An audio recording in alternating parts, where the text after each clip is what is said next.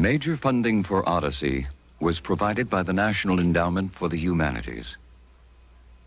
Additional funding was provided by the Corporation for Public Broadcasting and the Polaroid Corporation.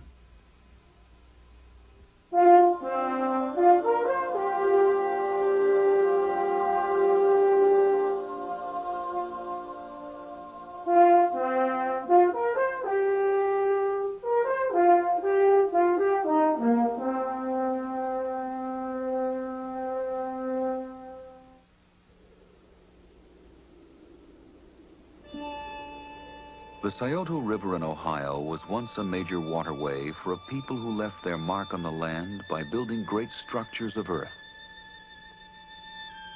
Embankments, ramparts, ditches, and mounds.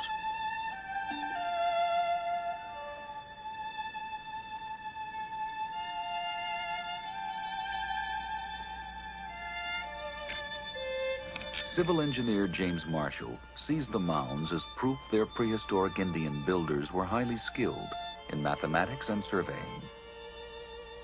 And Marshall is not the first to be impressed by the engineering skills revealed in these mounds.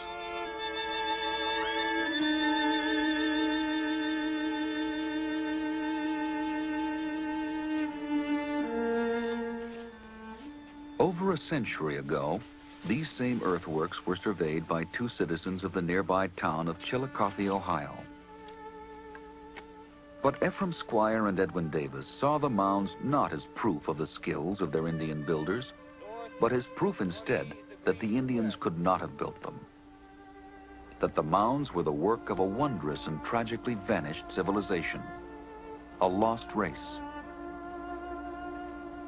The mounds and the great geometric banks of earth have been changed by time. And so too have the stories white men have told about them.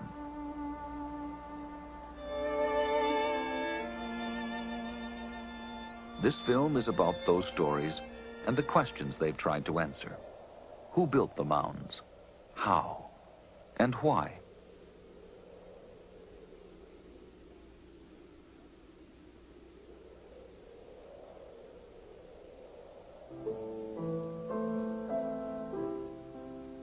The stories began in the late 1700s, when white settlers pushing down the Ohio River came across mounds and earthworks like these at Marietta.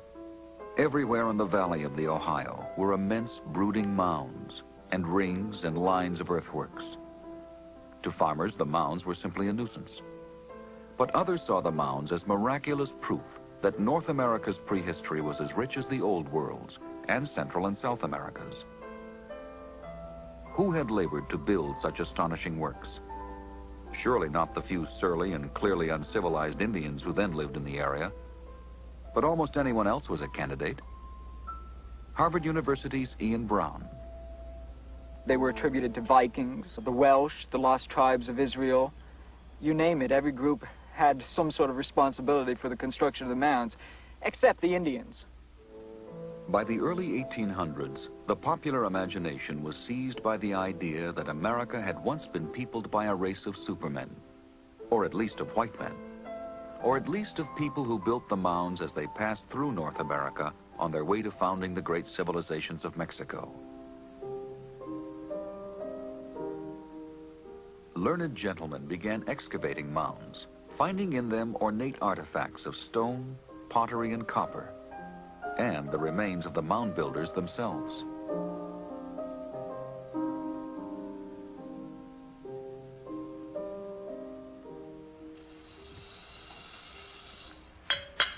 It was skulls excavated from mounds in Tennessee and Mississippi that in the 1830s became the object of the first scientific attempt to answer the question, who were the mound builders? Dr. Samuel Morton of Philadelphia was devising ways to measure skulls. Filling a skull with mustard seeds was the first step in the most important measurement, skull volume. Morton's goal was to use skull measurements to reveal the differences between races. But his comparison of mound builder skulls with those of modern Indians showed them to be almost identical. The only conclusion was that mound builders and Indians were the same race. Perhaps embarrassed by this finding, Morton devised two major tribes within this single race. The mound builders belonged to one of these tribes, along with the people who created the high civilizations of Mexico. And the modern North American Indian belonged to the other tribe, which Morton called barbarous.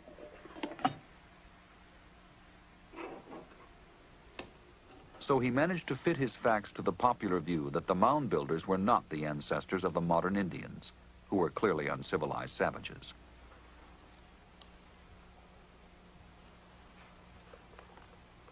Morton's conclusions, published in his book Crania Americana, also accommodated the idea that it was the barbarous Indians who wiped out the noble mound builders.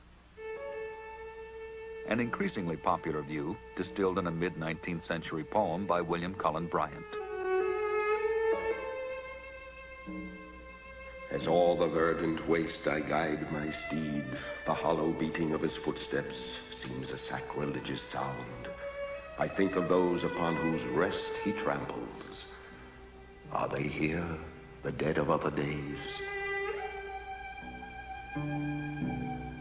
Let the mighty mounds that overlook the river, or that rise in the dim forest crowded with old oaks, answer. A race that long has passed away built them. A disciplined and populous race heaped with long toil the earth, while yet the Greek was rearing on its rock the glittering Parthenon.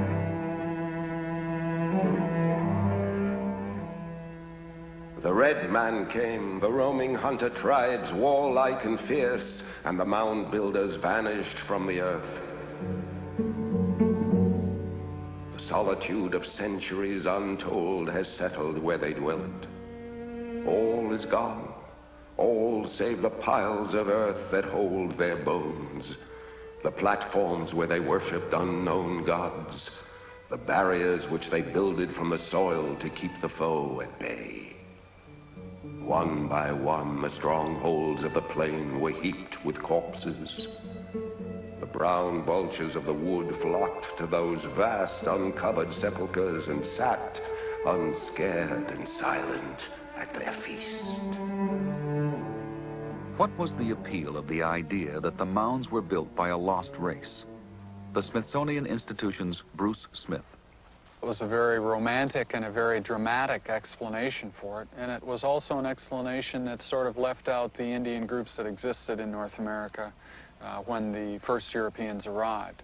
And if you leave out these indigenous Indian populations as having anything to do with these mysterious mounds of the past, you get around a very awkward problem that faced the whites that occupied the eastern United States. If you connected these mounds with the Indian groups that existed in the eastern United States, this would demonstrate that these Indians had a relatively high level of cultural development, which would have strengthened their claim of ownership to the lands that they were being driven out of. It is no coincidence that the mound builder myth became more popular during the time when Indian tribes like the Cherokee and Choctaw were winding their way along the Trail of Tears from their homelands in Mississippi, Alabama, and Georgia to the territories west of the Mississippi, at the point of the white man's gun.